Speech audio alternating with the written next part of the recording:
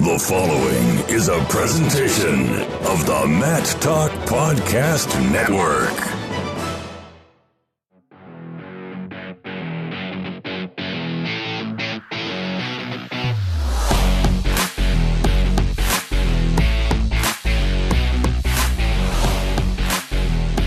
Welcome to On the Mat. I am Kyle Klingman of the National Wrestling Hall of Fame Dan Gable Museum, joined by someone who is so good, so strong, so focused, so energized, Andy Hamilton of TrackWrestling.com. I don't know how much of that is true, Kyle. I don't have a whole lot of energy right now. My focus is lacking. No, it's not. I don't know about my strength. Hey, your half capacity is better than 10 men combined. Which 10? Well, that's a good question. We're throwing Tom and Terry Brands in that mix, the Steiner brothers, Tom Ryan, those 5 at least, and then we'll throw in 5 more. Saying a lot. That's erroneous. Well, either way, we know that you love the sport. You're excited about the sport. I hope, and one of the things I hope is that Kevin Ward, who was our guest last show, he got me so fired up about that Army-Navy meet. I want to go out there for it. Yeah, me too. Let's do it. I'm dead set on going. The way he phrased it and said that it's not even close as far as saying Penn State, Oklahoma State, or Penn State, Iowa, Oklahoma, Oklahoma State. When he's saying it's not even close, that makes me want to go out there and go see that dual meet. The guy's been in some big dual meets in the past too, right? Yeah, so it's not like he's coming from a foreign place. He knows what it's like. So when he's saying the president's there on the bench and it means something, we know the Army-Navy football game. We know that's the premier event. It's huge. But I would have had no idea that translated to wrestling. I would have had some idea that it's a big deal, but I want to find out for myself. For sure. So I'm, at this point, planning on going to New York to go see that. I don't know how we're going to get out there. I don't know if we have to take airline flights or if we're going to drive or road trip and hit up some places, but I think we need to make it happen. I think so, too. We got to go out and check out the Yankee Stadium, too, Kyle. You in on that? He said he'd take me to Yankee Stadium, so yeah, we need to do take all him that. Up on that. A place you've been to that I have not pertains to our guest today. Jared Lawrence is one of the co-founders, co-owners of Pinnacle Wrestling School. We get a chance to talk to him. You've been up there. What do you think of the facility? It's pretty incredible. Yeah, it's pretty incredible. And then you look at the level of talent in there. It's off the charts for a high school club. It is unbelievable the amount of talent that they have coming out of that club. Just in 2017 alone, Mitch McKee, world silver medalist at the junior level, Craig Kirkfleet, cadet world champ, Emily Shilson, cadet world silver medalist in 2017, gold medalist in 2018. That's just 3 of them. And then you start talking about Patrick McKee, Peyton Robb, Alex Lloyd, just tons of D1 talent coming out of there. I'm going to cut myself off right there because I could go on and on about the level of Division I talent coming out of there. Fargo All-Americans, state champions. It's pretty incredible. You had a chance to not only see that facility, but you've had a chance recently to be at a couple training camps with the women's freestyle team, Greco-Roman team. You're going to get to see the men's freestyle team. I've been to a few of those, maybe not as many as you have in the last few years, but from my vantage point, watching high-level training camps is better than watching competition in some ways because you get to see these guys in a unique environment. They throw it out there. They lay it on the line. I assume you're excited about what you're going to see, but I'm interested in what you just saw at both those training camps. Well, I think the one thing that I really enjoy, many things that I really enjoy about going out to these, but it's just getting to interact with the athletes when they're not in hyper competitive mode and being able to sit down and talk to them and learn more about their stories. And had a chance to visit with Sarah Hildebrandt for quite a while and Jesse Thielke, and both of them have incredible stories.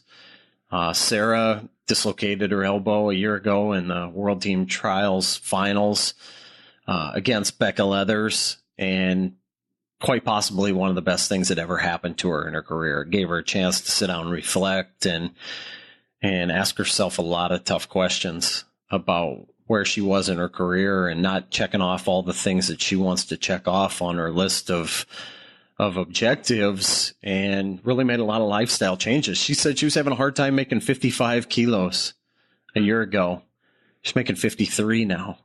And she said the weight cut is what was causing a lot of her problems, but she changed her diet. She said she stopped drinking alcohol, just really fully committed. And it's a pretty cool story. And then Jesse Thielke thought his career was over. His competitive career was over. He got into coaching. And you know how when you're in competitive mode, it's all about you, and you've got to be selfish. Well, getting into the coaching mode made him look at things quite a bit differently.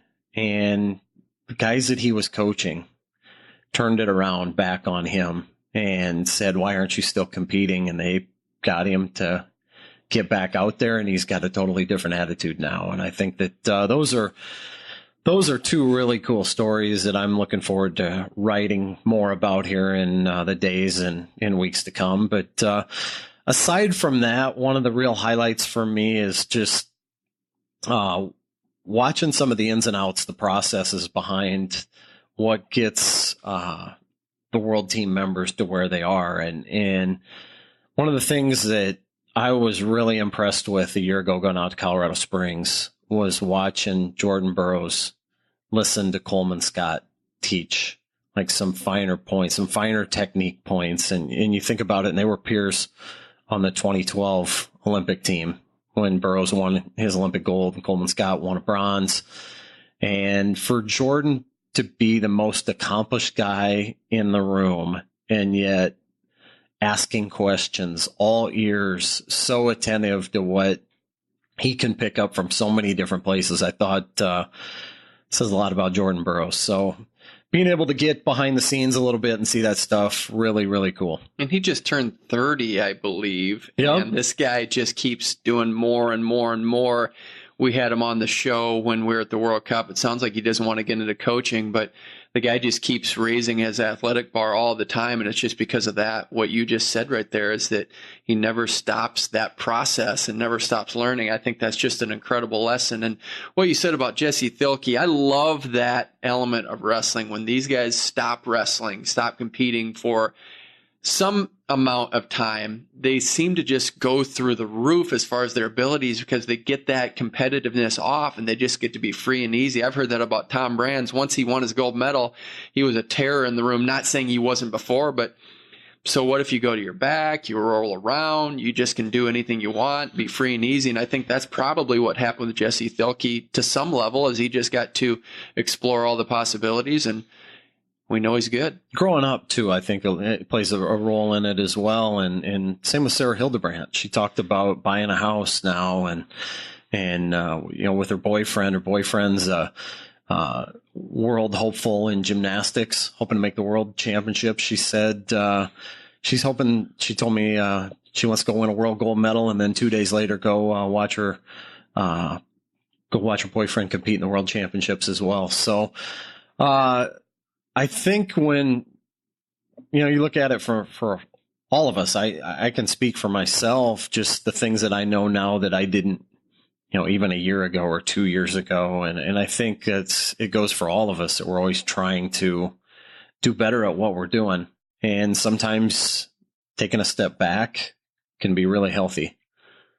You're able to see things that you might not see when you're in the heat of battle or in the day-to-day grind. Well, just take an example from you when you have done some stories for ESPN.com. I can remember you asking you about those, and you said, I put more pressure on myself because it's ESPN, and I probably overthink it rather than just letting it free flow and just doing your thing and just maybe writing something naturally. It's kind of the same way in a certain degree that you have that pressure on you, and you want to do the best for the highest level, and maybe you put more into ESPN than you would another blog post or something like that. So, I don't know. I think the big thing for me was when I was doing that freelance work, and that's been almost 10 years ago now, that every story that I picked out, I felt, I shouldn't say every one of them, but just a bunch of them, a high percentage of those stories were stories that I felt like were incredible stories.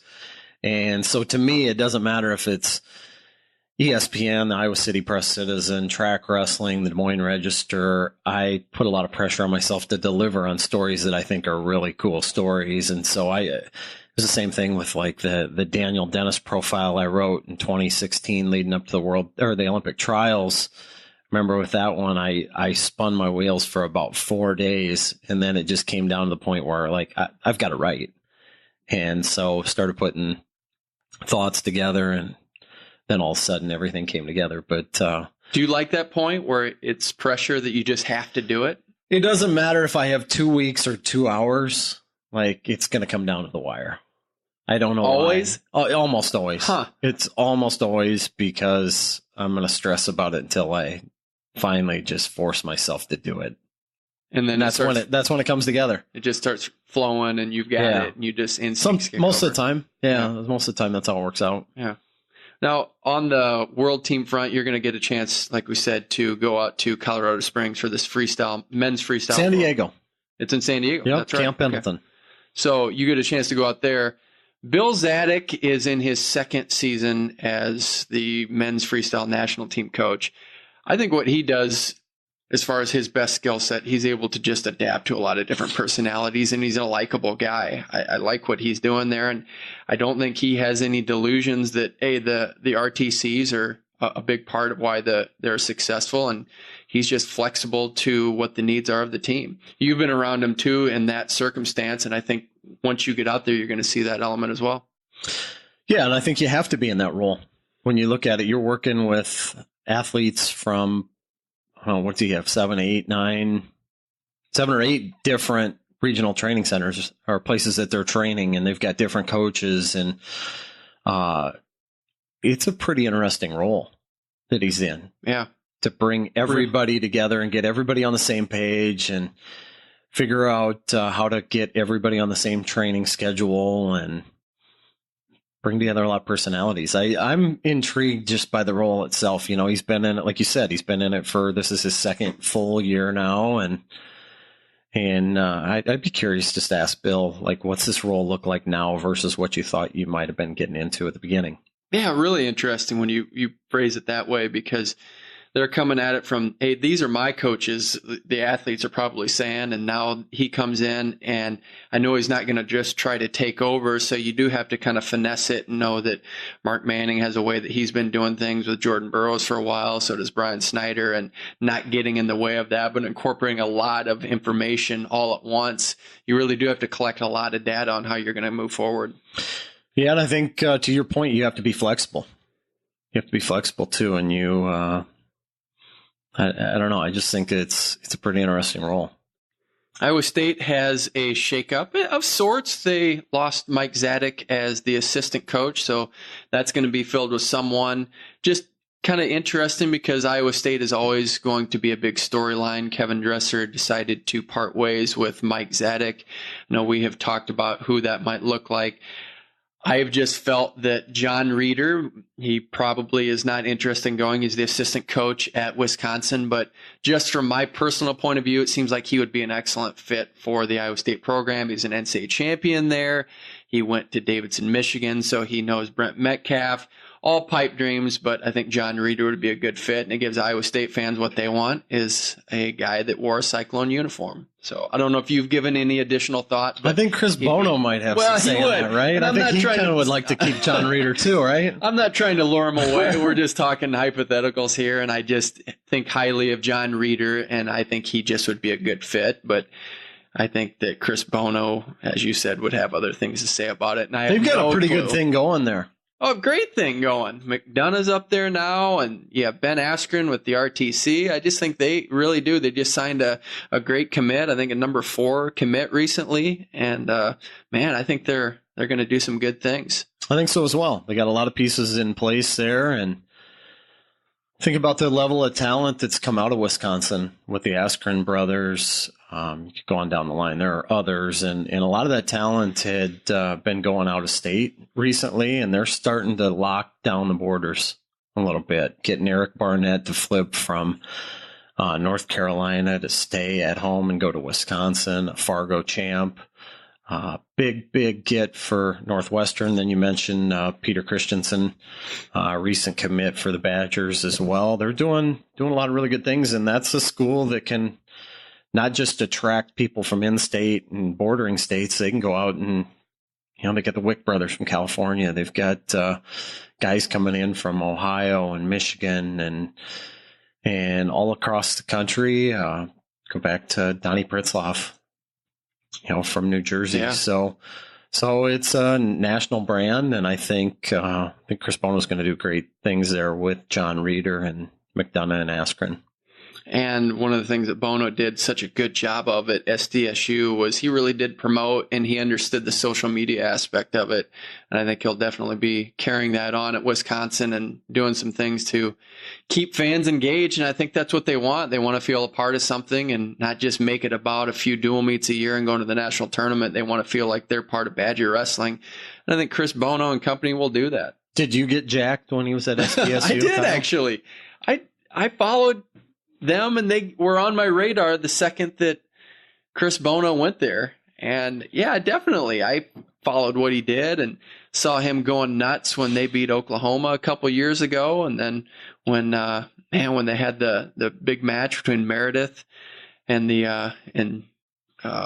Seth Gross. Seth Gross, yeah. Yep. That was a great setup there. So they've just done some good things too. Yeah. Attract a crowd. Yeah. They go. One of the things that's really cool that I felt that they were, one of the things they did at South Dakota State would have like roundtable discussions with fans, coffee shop discussions with fans. And I thought that was pretty cool. Yeah. Because as you know, people love to talk. That's what they want to do. They want to talk about the hype. They want to see the meet, and then they want to be able to talk afterward. And I think when you can give fans that opportunity, you can. One thing that will get you talking is alcohol. And we have a Dan Gable beer out that's single speed right across from the Dan Gable Museum. They created, it's going to be released in Hy-Vees here within the state of Iowa. It's called Gable Munich Helles Lager. It's gold. It's good. And I think it's going to be a great fundraiser for the National Wrestling Hall of Fame Dan Gable Museum. If you go to the store here, 1 block away from the Gable Museum, $1 from the sale of each beer goes to the Gable Museum. And then a percentage of the sales of the 6-packs will go to the Gable Museum. So we appreciate that as we go into a renovation with an expanded dressing room, new technology.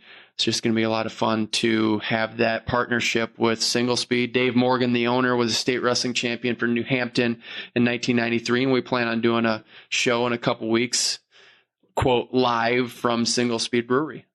Is this the same brew that they've had on tap over there? It is. The exact same thing. Gable's Gold, right? Gable, yeah. Gable said this is the best beer ever. And it is good. I've had people say that they don't drink beer, but they like the Gable beer. Have you tried it? I've had one. You had one? Yeah, it was good stuff. Thanks for the donation. Absolutely. Giving us $1. Paying my rent, right? It's pretty cool. So look for that. I know a lot of people have asked about it, and so just be patient. If you're in Iowa, it's going to be in Hy-Vees and Fairways starting August 28th. So Gable's going to be at one of the Hy-Vees in Iowa City signing a few of those. So be looking for that. Awesome. We have to go through 141 pounds. Our point differential, we did 125, we've done 133. Now we're at the All-Americans for 141 pounds. We kick it off with Yanni Diakomahalis. You have any guesses? I know you may have seen my sheet, but I'm going to guess 11.6. Man, you got it. 11.6 for Yanni. Wow. Freak, and you nailed it. Just wow. Without any incredible thought, you just went for it. So 11.6 for a true freshman. On down the line, Bryce Meredith placed second. 10.7, Joey McKenna. 7.65. We're coming up with a huge number here for Jaden Ironman. 14.2. Wow. He is the highest on this. Probably, fourth place finisher getting 14.2. Nick Lee from Penn State, 7.8. Kevin Jack was sixth place, but had an 8.1. Chad Redd, 5.68. And Cedarian Perry, I think we talked about him a while back, 0.95. He was your eighth place finisher. So not only do you have some colorful names along with some plain names, you have some up and down statistics there with Joey McKenna showing that 7.65. He had a shortened season, so he didn't have a lot of matches going into that, but he was your third place finisher. Nick Lee actually had a 7.8 and was just a couple points ahead of Joey McKenna. McKenna taking a -10 against Tommy Thorne in there. That hurt him a little bit. Yeah. 14.2 for Ironman. Unreal. That's in Seth Gross territory, right? Yeah. Seth Gross was right around there. Not quite up to Zane Rutherford level, but pretty close. Spencer Lee was up around in this neighborhood wasn't he? Yeah, he was in that neck of the woods, almost averaging a technical fall, which, man, when you were listing off his scores, there was just a lot of 22s. And just a refresher, if you have not listened to this podcast or you're just getting up to speed and listening to this particular one with Jared Lawrence coming up, 22 points for a fall, and the way we figured that was the most you could get for a technical fall is 21 points, all the way down to 1 for a 1-point win. And then we go the opposite way. If you get pinned, you give up 22 points. If you lose by 5, you give up 5 points. And so this is our comparativeness to wins above replacement in baseball. This is our point differential, just a way to show dominance. And then our hope is that the NCAA at some point will listen to us and do some sort of cumulative scoring at dual meets. Hey, we'll just, yeah, that'd be awesome. Yeah, that's what we're banging the drum for. Cumulative scoring. But at minimum, we get to see some level of domination. I think this is unique in that we really do get to see how they affected their team with these numbers. You really do get a feel. When you say 14.2 for Jaden Ironman, you get a full picture of what he meant to the team, University of Missouri, this season. Yeah, absolutely. Only 3 losses, 32-3. 2 of those losses came at the NCAA championships in pretty close matches. So his point differential wasn't hindered by a bunch of losses or lopsided losses, but man, he put it on some dudes this year. Missouri, maybe not the level of schedule difficulty that they've had in the past this past year. That might have contributed to it. So that's one thing to consider there too. But Ironman rolled up some pretty good dudes along the way. There's a 22 in there from pin against Dean Heil. So really intrigued to see when we can add the prong to this that measures strength of schedule. And we get that element figured out. Then we're going to have our wrestling war, right? Yeah, we're going to be there. And I think you were there for the only loss on Yanni's career so far, and that was to Jaden Ironman. Yeah, a really wild match. Yanni controlled things for 6.5 minutes, and then Ironman went crazy in the last 30 seconds, made a lot of stuff happen, put him in a cradle, put him on his back. Unbelievable conclusion to that match. But 141, we've been talking about it since we've been doing this. You know, you wanted to do 141 right out of the gate. Probably I did. You wanted to do 141 when we started doing first weight classes. You wanted to do that one first. I told you to hold off, pump the brakes a little bit. But fascinating stuff here. And then you look at Cedarian Perry, 18-19 this year, and he comes out at 0.95. So he was 8th place finisher, so he's an All-American with a .95 point differential, 18-19 record. And we haven't done any of the data other than what we do right before the show, so it just keeps it a surprise for us. But I think as we go along, I think once we get to the heavier weight classes, I think a lot of these numbers are really going to diminish, and you're not going to see a lot of those high numbers in some of those upper weight classes. I think that'll be one of the interesting elements of this, to see if these lower weight classes are the ones that are really putting up those big numbers. Tell you what, I bet Bo Nickel puts up some numbers. Well, okay. Bo Nickel's going to put up some numbers. Kyle Snyder's going to have some numbers. He will, but when you go down the line a little bit, we'll see. It'll be interesting to see if those 22s that you say, that slows down a bit once we get up to 174 through super heavyweight. Zahid's going to throw up some 22s. Yeah. Those top guys. He's gonna have a big number. Let's make a guess. What do you think his number is going to be? Over 12? Yes. Think he'll be over 12? Yes. Okay.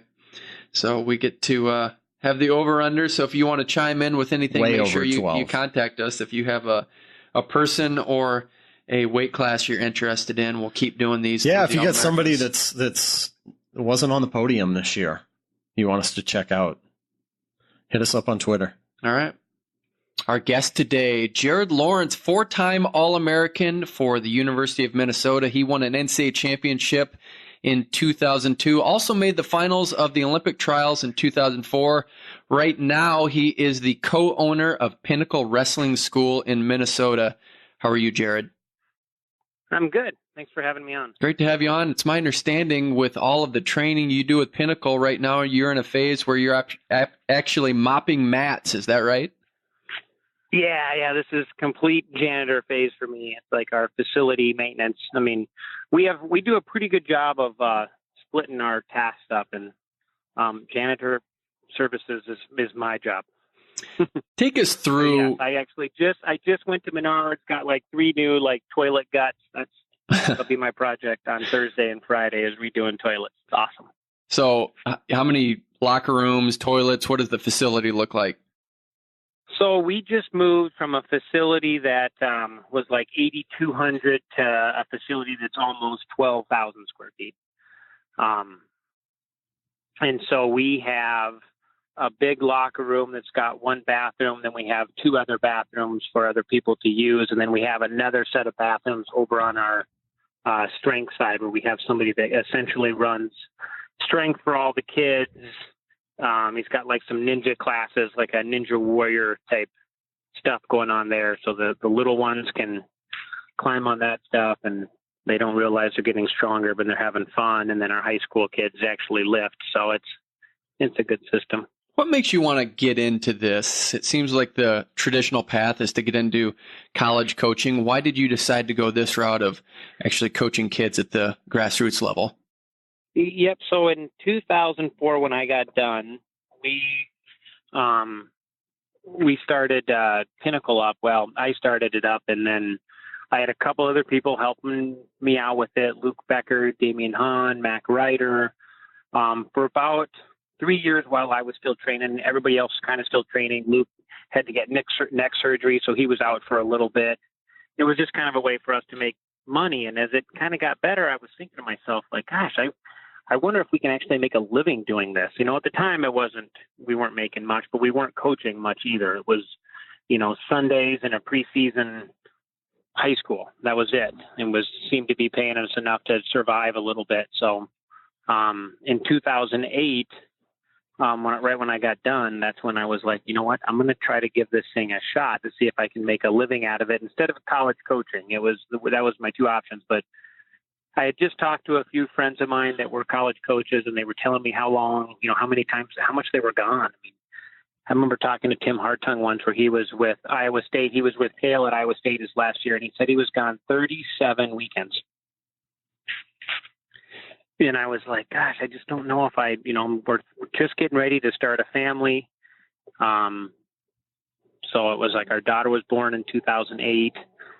And I was like, I just don't know if I want to be gone. This is a way that I can still coach. I can still do what I love to do, but maybe not be, as gone as much. So anyway, I gave it a whirl. I thought Luke would maybe want to do it, but he wanted to get into college coaching. And so I went straight to Brandon Paulson, and he was actually running his dad's company at the time, which is a construction company. They build a bunch of houses. And he was looking of a way to get back into wrestling, so it worked out great for both of us. And he's a finance major from our Carlson School of Management, so he had some different ideas of how to make more money, and we partnered up, and we haven't looked back since. Although you're in the janitorial phase, what do the other phases of the year look like? What do you want to get accomplished with your club? Is it just training all day? Does it occupy your time, like you said, with the coaching? Are you on the road a lot? Take us through what that looks like the other 50 weeks of the year. So in a normal day, I would say I don't need to head into our building until about 3. But the downside is I don't get done until like 8:30 every night. So I really don't get home till about 9:30.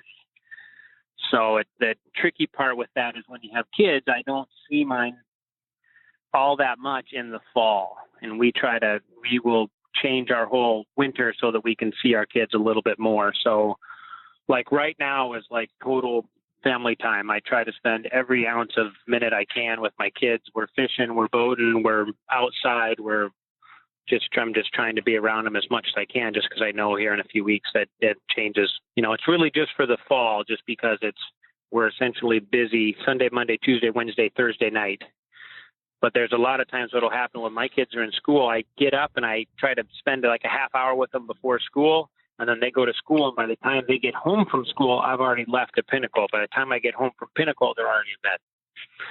So that's the downside of the business. So there's a lot of times that I will maybe I'll go in and I'll clean, and then I'll drive 30 minutes back home. So I'll spend an extra hour in the car just so that I can see them. They usually get home like at 3:45, and we don't start practice till 5:30, but I have the building kind of all cleaned and ready. Then I don't necessarily need to leave till like 4:30. So I'll see them for like 45 minutes after school.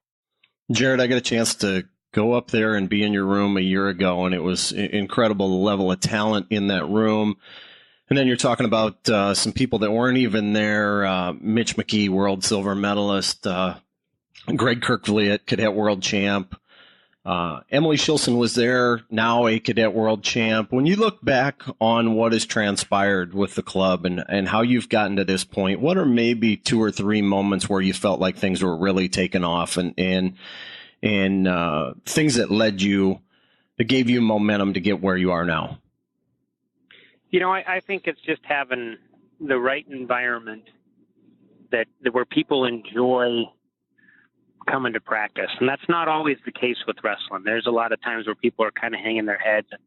For whatever reason, I really feel like we do a good job of people are excited to come. And maybe it's because we play dodgeball for warm-ups, and then we're doing gymnastics, and then we're constantly making fun of each other. I'm like the skinny guy with the long neck, and Paulson's like the old short guy, and Mac Ryder's our big guy. And, it's just, we constantly make fun of each other.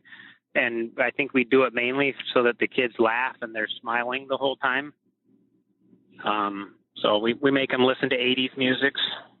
So like every kid in Pinnacle actually knows almost like every 80s song out there. We just listen to Pandora, like 80s cardio. That's like our go-to song choice. But I think that helps. Everybody, we have a great staff. I mean, Brandon and I work really, really well together to where we're almost kind of opposites. He's short, I'm long. He's a little bit more intense. I'm kind of laid back. We're like a little ham and egg special. So we get every aspect. I remember talking to a college coach once, and he was trying to tell me I was like, well, how do you know who to hire? And he was like, a college coach has to know where his strengths are and where his weaknesses are. And he has to hire people to pull in his weaknesses. Otherwise they don't make it. And so a lot of times you see all these college programs, they're like, man, those guys have a tremendous staff, but the staff, they're all the same. So they have the same strengths and they still have the same weaknesses. And if those weaknesses don't get covered, then it's hard to really break through. And I think that we are lucky that we have, between us and everybody that helps, my brother helps, Mac Ryder helps. We had Justin the Val that was helping us last year. And now we're going to bring in Jake Short, who was a tremendous wrestler and comes from a huge wrestling family. So he's got great knowledge too. And, it's just, I think our staff does a really good job of working together and just being there to help each other. When you look at the club system, and it is certainly evolved over the course of the last decade plus and become much more prevalent, how do you balance that with when you're running practices during the season with what's going on in their high school rooms, and what's the relationship like with high school coaches? How do you manage that situation? So that gets to be a little tricky. just because I think a lot of times, I mean, we're running a business, and a lot of times we have to use marketing of how guys are doing. Like, for example, let's take Greg Kirklevitt, for example. He's doing really well right now, and so we are trying to exploit that for our own marketing purposes. You know, I mean, granted, we care about that guy too, but like social media wise, I have kind of a hard time doing social media, but I know that, like, hey, this is free marketing. We need to do stuff. And sometimes it looks like we are stealing thunder from some of those high school coaches. We don't mean to be. That's just the way it turns out on business side. So yeah, there definitely is some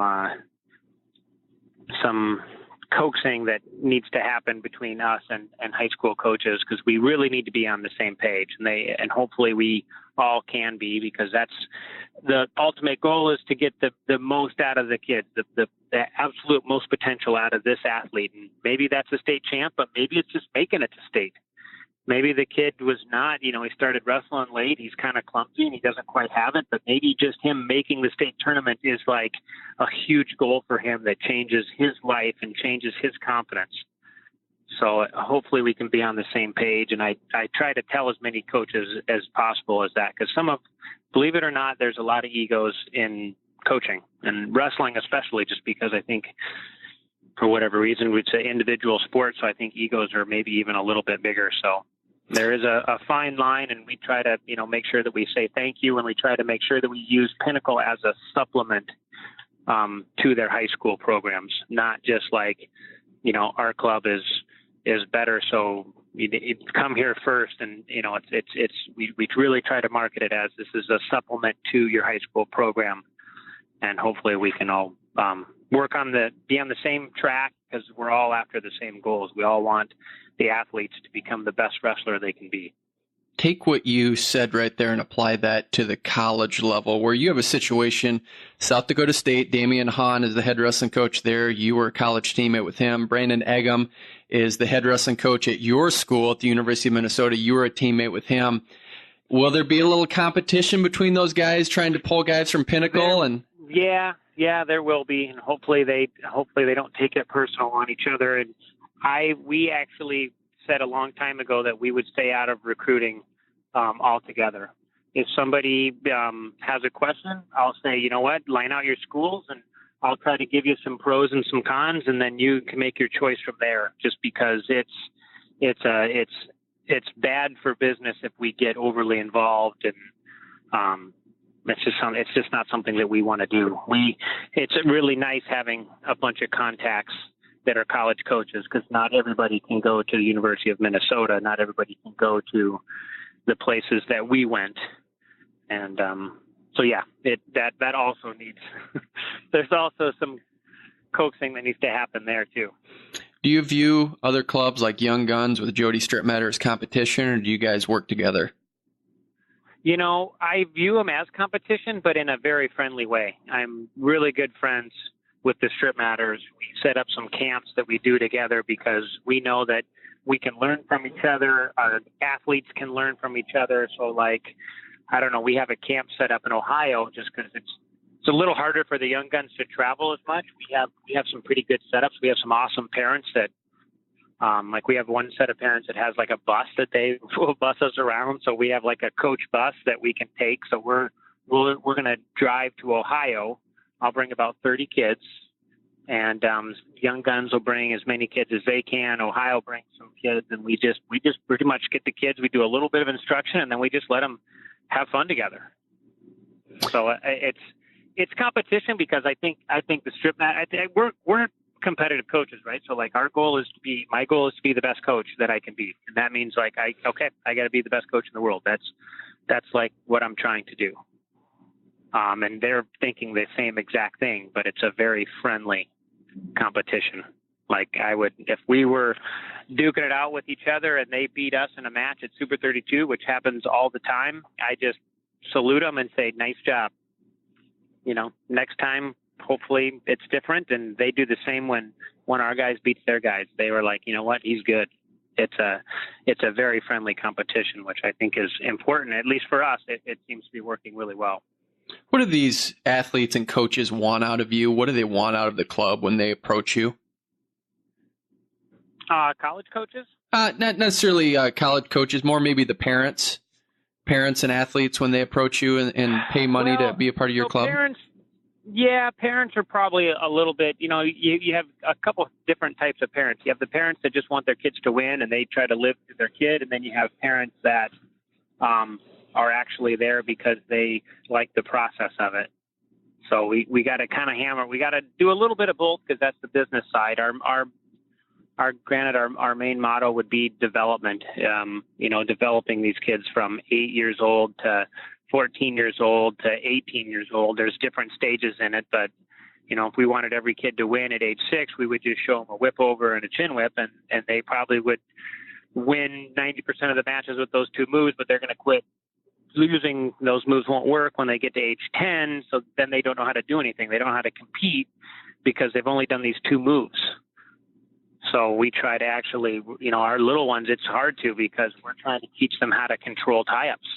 Teaching a 6-year-old how to get inside position and not shoot is pretty hard. Just get inside position and try to move your opponent around a little bit and then try to look for your openings from there. Try to teach a 6-year-old a 2-on-1.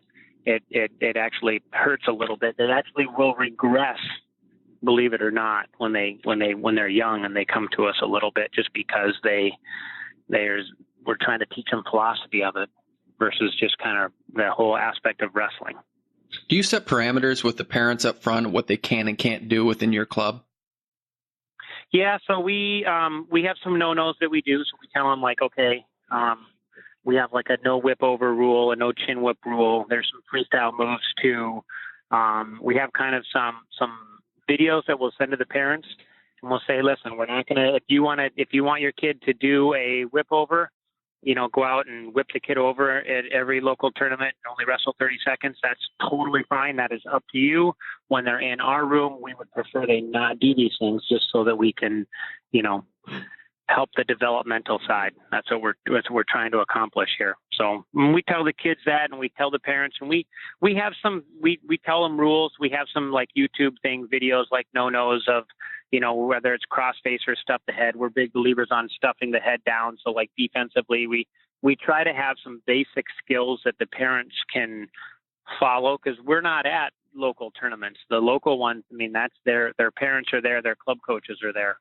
So we try to tell them hey, here's some very basic stuff that we believe that, should be that. And we have pretty good reasons for it. And we try to explain that to the parents so that they at least kind of get it okay, they want them to stuff the head and here's why. So let's try to get on board with that. And hopefully they do. Hopefully they trust us enough that, they're kicking in a bunch of money towards us so that hopefully they will trust us that we know what we're talking about. And local tournaments,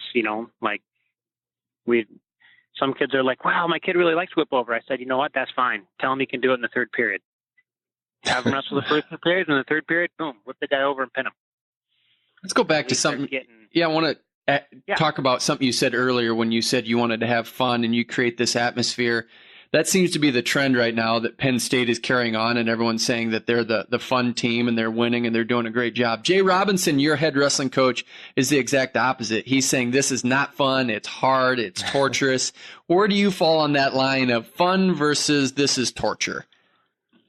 So I think there's probably a mixture of both, and I think what I've tried to do is take what I know, which was working very hard, and in a not so fun way, but we try to. So Paulson came up with this slogan called "Love the Fight." He grabbed it from somewhere, and we've just completely stole it for essentially our motto. And what that slogan really means is learning to love the hard part. It is hard and it's not fun all the time. There are times that you go to any tournament, you're going to see some little kid crying in a corner over there because he just got beat or pinned or whatever. And it's humiliating. So we try to preach to our kids. Yes, it is. And you need to learn to love that. You need to learn to love not just the highlights of the sport. You got to learn to love the agonies of it, because the agonies are really what's going to make them a better person. Being humiliated and then stepping back on the mat 15 minutes later and getting over it, that's what's going to help them in life, because they're going to be in a job someday, they're going to be in a business someday, and their boss is going to tear them a new one. And they're going to have to be able to say, all right, I got you. What do you want me to do? I'll fix it. I'll make it better. And I think society nowadays, with those kids that don't have that backbone, they just quit. They're like, you know what? You can't talk to me that way. I quit. And they just don't know how to deal with that humiliation. So we try to preach that, like, you know what? Everything about this sport is awesome. The good, the bad, the fact that you get a bloody nose and a black eye, you know what? Love that. Love the fight. Love that. Love that battle. You're super tired right now, and I want you to take the guy down 3 more times. And you're tired. You want to give up. I'm telling you to take him down 3 more times. Let's love that. Let's love the fact that we're exhausted and we're still moving forward. That's what we're trying to get these kids to buy into. Loving the hard stuff. It doesn't have to be non-fun. Once you learn to love the fight, wrestling is much easier. You got to learn to love the hard stuff about it. You mentioned the contrast in personalities between you and Brandon Paulson, saying he's a little bit more intense and you're more laid back. But elaborate on that. How would you describe your personality? So I am a little bit more free. So like most of the parents, I'm dealing with most of the parents. They have a question. I'm kind of the chattier one. He's probably a little bit more like serious. You know, he'll give you an answer, but it'll be straight to the punch, and it may not be what you want to hear. And I might beat around the bush a little bit and, you know, coax you into it and let you smile a little bit. And then I might subliminally give you the answer that you didn't want to hear. That kind of stuff. Like he is, he's the one that like will punish kids a lot more. I have a harder time doing it than he does. Like he will, if somebody talks while he's trying to show a move, he will point that person out and let them have it, because he thinks it's a sign of disrespect when you're talking, when the coach is trying to teach the whole group, which is totally true. But if somebody's doing it to me, I'll just be like, all right, little Johnny over there is, you know, out of focus, and he's an 8-year-old kid. So we just have a little bit different personalities. You are, in that sense. Yeah, you're from Idaho. What was the wrestling scene like growing up in Idaho? Different than here. You know, Minnesota is just a bigger state. You have a Division I program that has a lot of people. There's better coaches. I mean, Idaho necessarily wasn't terrible, but you don't have, you know, the clubs they're actually getting better now just because they have. When I was there, they didn't have any clubs. So if you was dependent on how good your high school coach was. I just happened to come from a high school coach that I felt was a very, very, very good coach. And so that was just happened to be a lucky predicament for us versus Minnesota. I mean, you have so many different opportunities between Pinnacle, and we have another buddy named Chad Erickson that runs MN Elite, which is another club in the cities here. And it's a little bit of a different model. So it's competition for us, but it's a different competition. So, yeah, I mean, there's just opportunities to be better in a populated city. I think are just better in general versus Idaho. It's like the entire state population was like 1 million. You went to the University of Minnesota during one of the most fascinating times in our sports history. Gable retires in 97. Jim Zaleski takes over. Minnesota's making its surge to try to surpass Iowa. You guys finally do it in 2001 and then 2002. You were part of those great border brawls. Just an exciting time for the sport. You were part of it. What was that like? Yeah, I think it was awesome. It was a time where wrestling was a big deal and fancy. And I know like Iowa, they used to hate the fact that we would do, you know, like smoke and lights and fire and try to make a show out of it. It was fun, making it a show.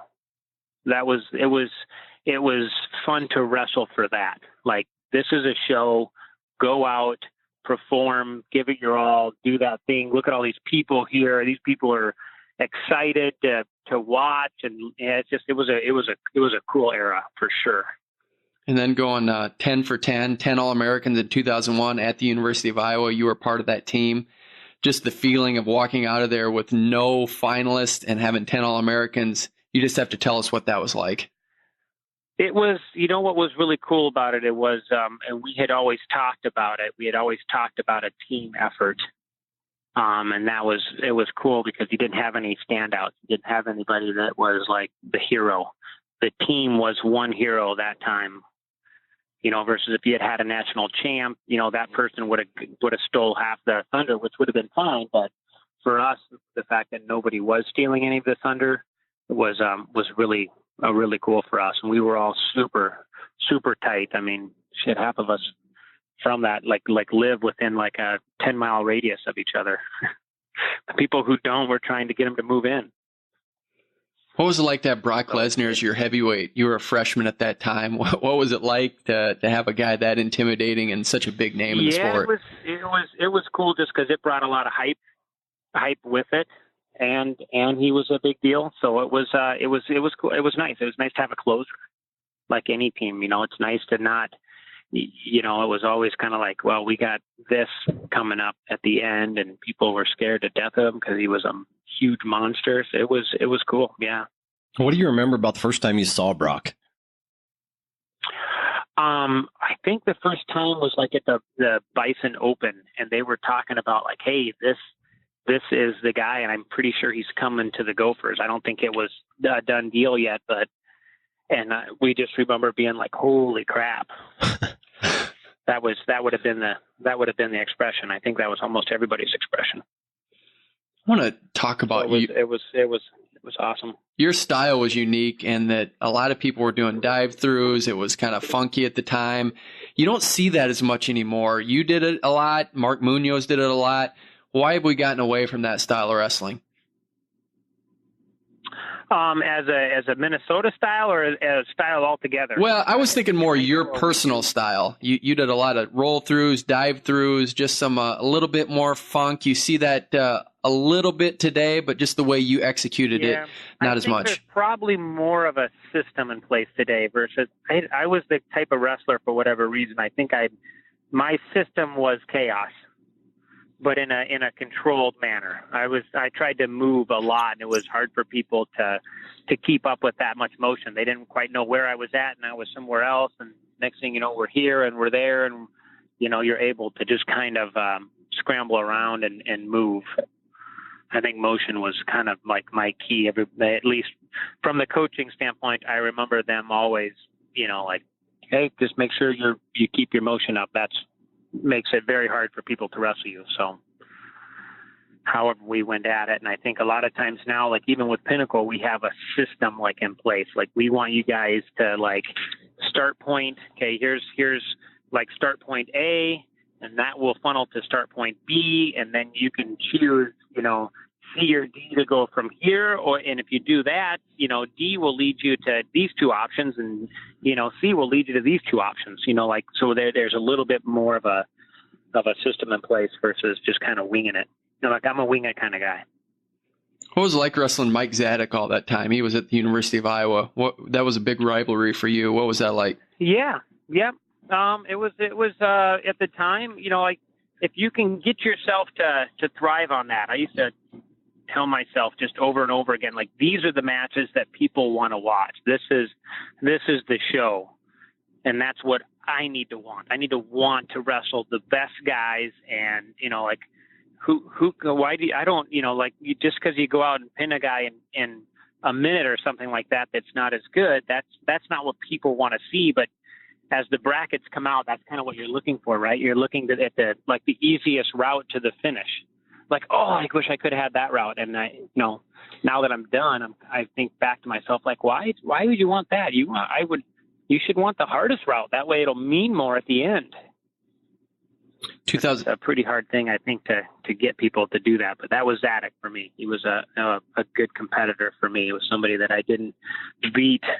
I think in our career, he ended up beating me more than I beat him. So it was a good competition. In 2002, you won the NCAA championships. The one thing that I remember is that Jeff Blatnick made the comment that he was impressed that you didn't show any emotion. You expected to win.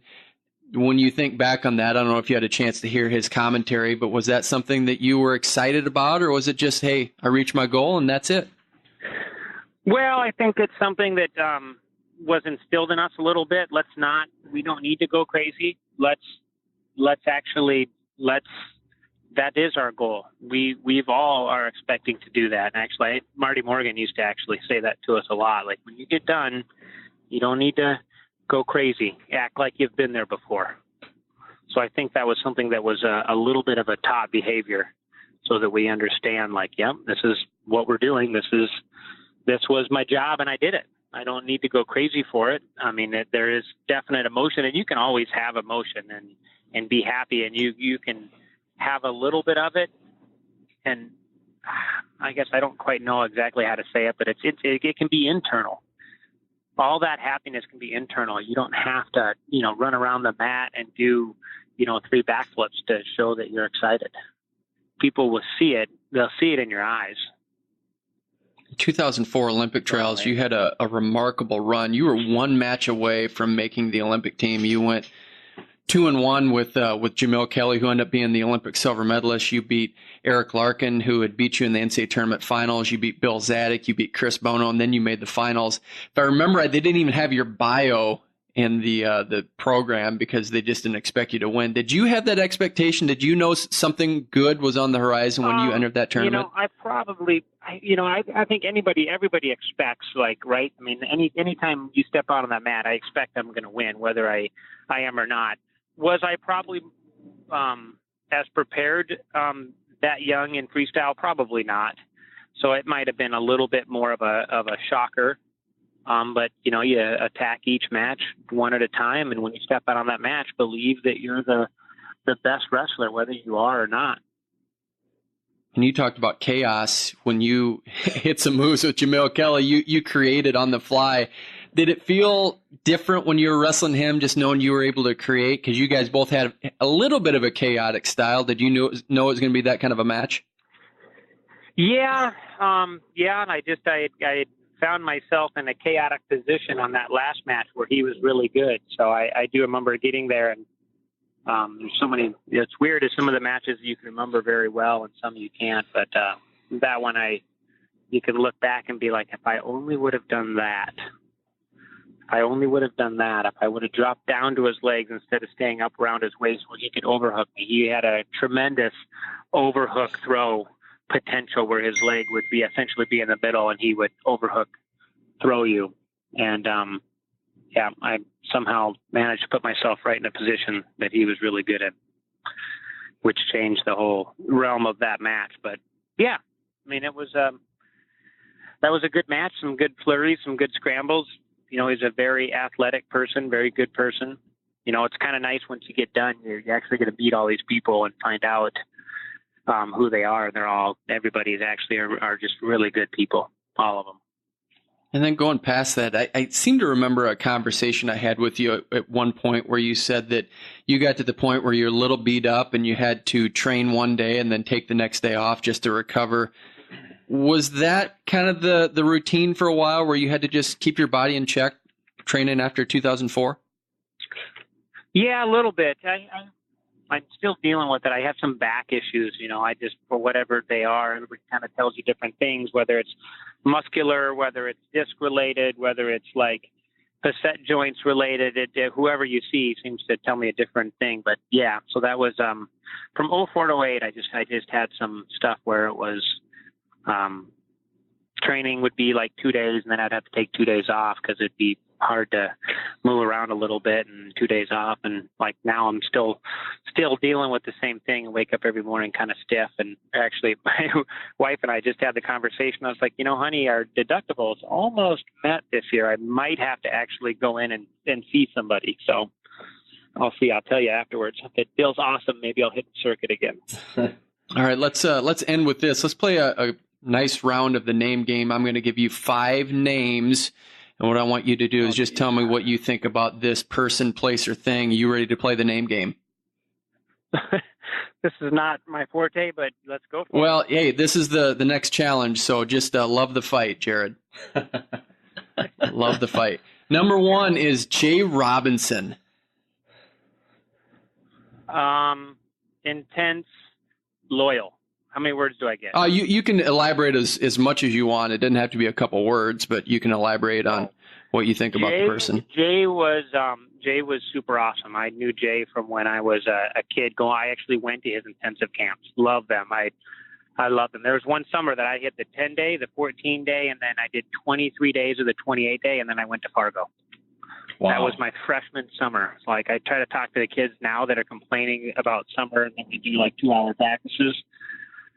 So I told them, I said, you know what? I went to like 6 hours of practice every day for an entire summer. So don't complain to me. But so I got to know Jay really well, and he has been a great mentor of everything. You know, the work ethic, the even working his camps has just helped me be a better coach, and more than just technique. It helps you understand, you know, what makes certain kids tick. And I think that's a big part of coaching, is just understanding, okay, this kid is this individual. How do I reach him? How do I get to him? How do I motivate him? Because every kid is super different. So it's kind of a trick, which makes it fun. All right, number 2 is University of Minnesota head wrestling coach Brandon Eggum. Eggum was a teammate of mine. He was a friend of mine. We live like a mile away from each other. So, you know, we still get to hang out and see each other a little bit. And our kids are roughly the same age a little bit. And he's just, you know, kind of getting started in his era of coaching. So I think he's doing great things and getting the program back to, you know, I would think it's got to be a little hard to come out of Jay's shadow. So I think Eggum's trying to, you know, get his own track and his own system together. And yeah, I think he's making headways. I mean, you know, we got a new facility coming up that's going to be awesome. It'll make recruiting better than having that dungeon of a place. So yeah, I think we got a bright future ahead of us. Number 3 is your former teammate. You guys were in college together all 4 years together, all 5 years, and then you were at just one weight class apart. That would be 157-pound NCAA champion and current Minnesota assistant coach Luke Becker. Yeah, so Luke and I were roommates all through college, so we pretty much know every single thing about each other. Now he's a coach that is like, I'm amazed by this guy. He's one of those coaches that like still wrestles every day. Like, I'm extremely envious of him, just because I wish that I could wrestle, but my back just is not allowing me to scrap as much. I would love to just get my hands on some of these kids and really unleash hell on them, but I can't totally do that just because they'll put me out of commission for like a week, and it's just not, I don't know if it's worth it for me to, I don't want to, you know, when my kids get in high school, I still want to be able to move. So I don't know, I might be paying the price now, but he will wrestle like every single day. I mean, he's a machine. I don't know how he does it, but he's a machine. He loves working out with the guys. He loves wrestling the guys. Just awesome. I'm going to give you the next name. There's a last name, and then there's 2 different names that get to go with that. It's Schwab, and then Doug and Mark Schwab, who you had connections with. Yep. So Mark was obviously an assistant coach for me when I was there. He was about the most motivational person there was. So his greatest thing is he found what made you tick, and he found a way to exploit that. And that was what he did so very well. And if you talk to any of our coaches, they would say the same thing, that he was a motivator beyond, you know, belief. And then everything else, you know, his coaching was awesome. But that was his greatest asset. I always thought was the way that he could reach your mind. And then how about Doug? Way. And Doug was a competitor of ours, but he was you know, probably one of the most intense, you know, guys that I had wrestled.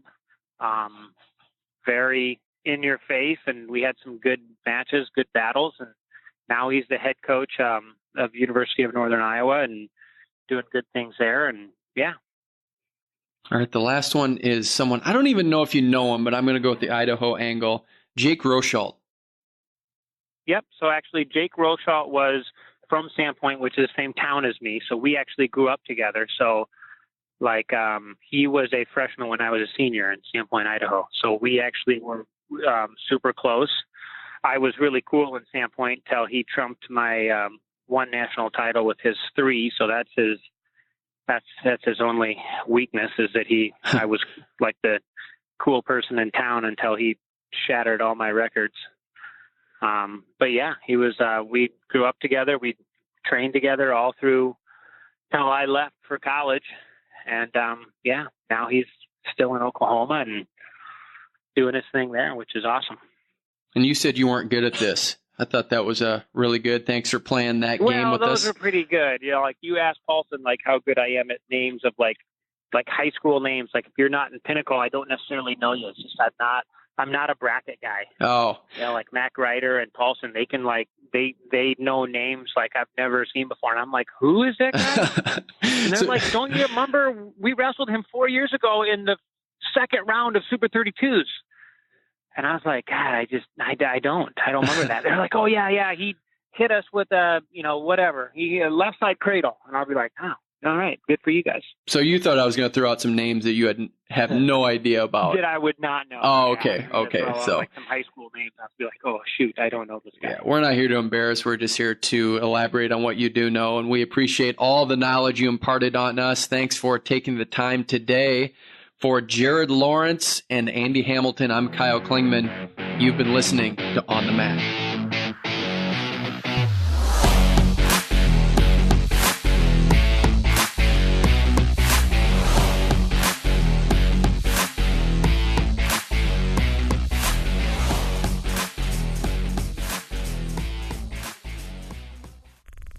This show is part of the Mat Talk Podcast Network. For more wrestling podcasts, head over to MatTalkOnline.com.